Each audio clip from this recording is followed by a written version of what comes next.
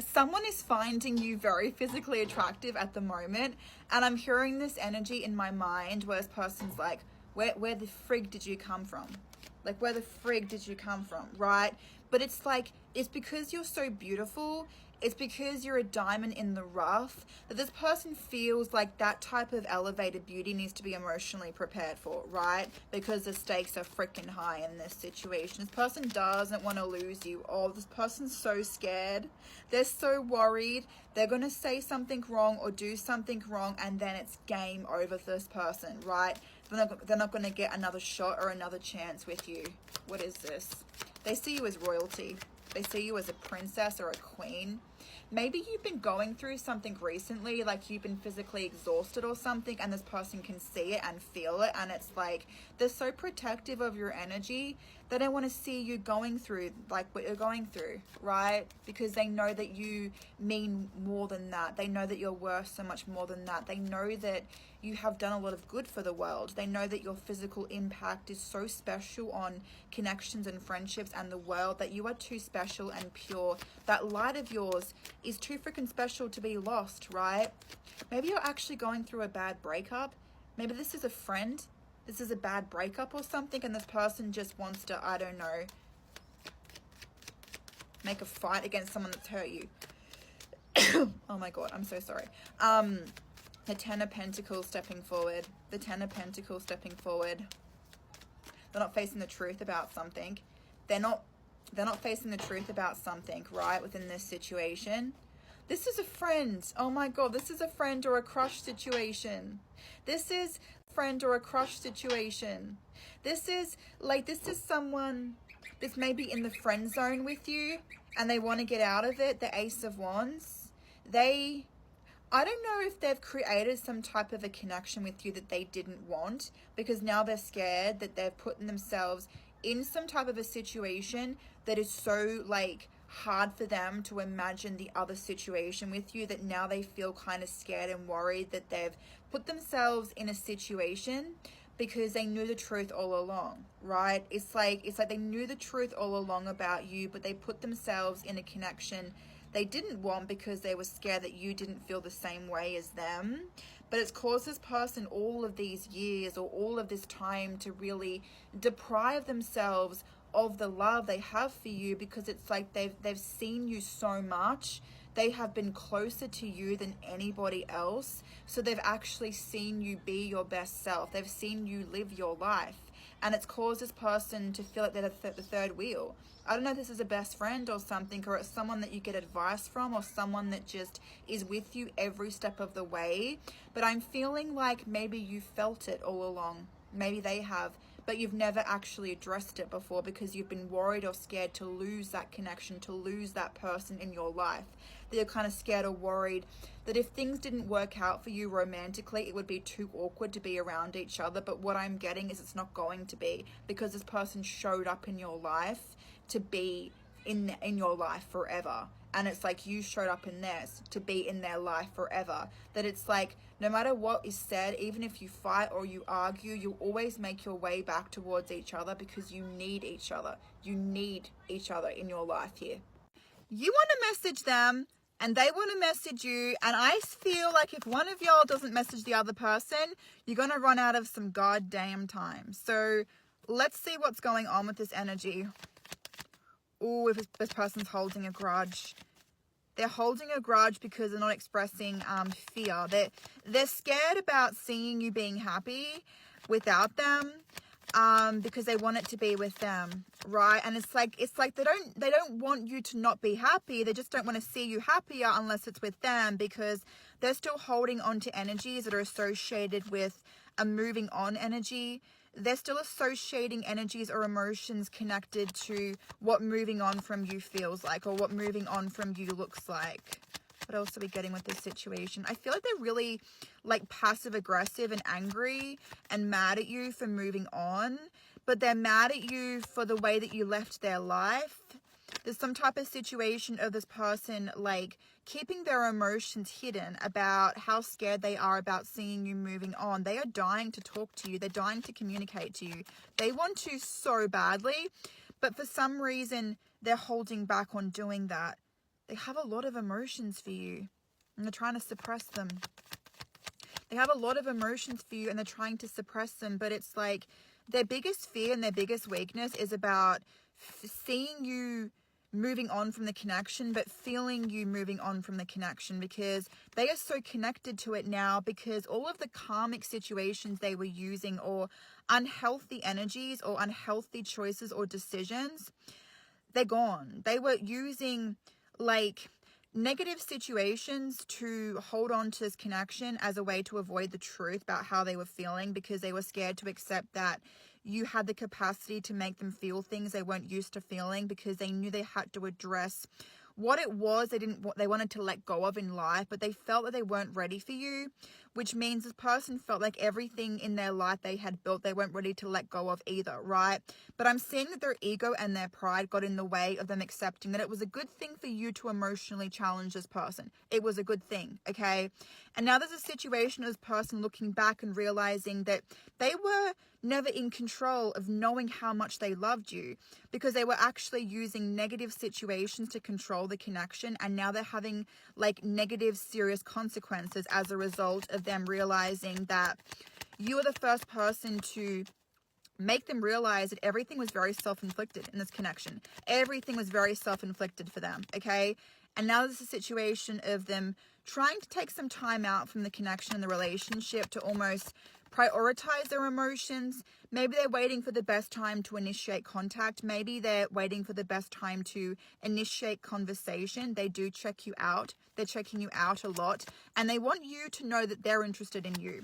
So maybe they're looking at you or staring at you, but they want to make it obvious the way that they're looking at you, because they want you to feel like you are physically desirable and attractive to them, so that you can like speculate, or it could cause you to think about them in the same way, in the same manner, so that they can feel that energy is reciprocated when they think about approaching you again within this energy.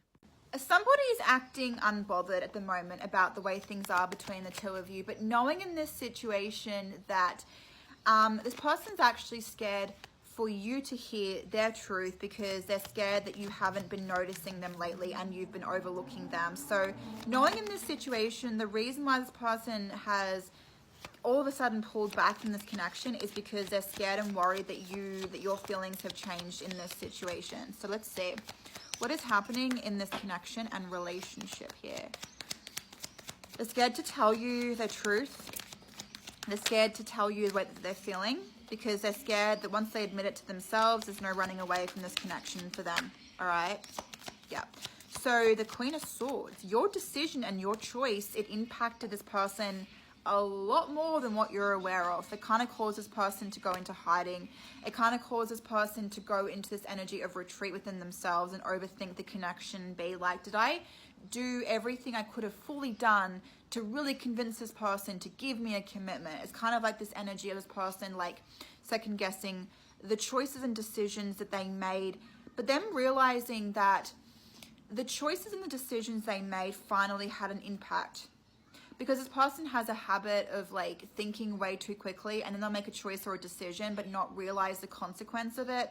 And it's like you were the first person that this person really kind of understands that the actions and choices they make have consequences. It's like, even though it's not a bad person, even though it comes from a place of anxiety and this person kind of being so scared and worried about outcomes, this person is understanding to slow down, because they're understanding that words have an effect, habits have an effect, choices have an effect, and they're realizing this, okay? But they're scared.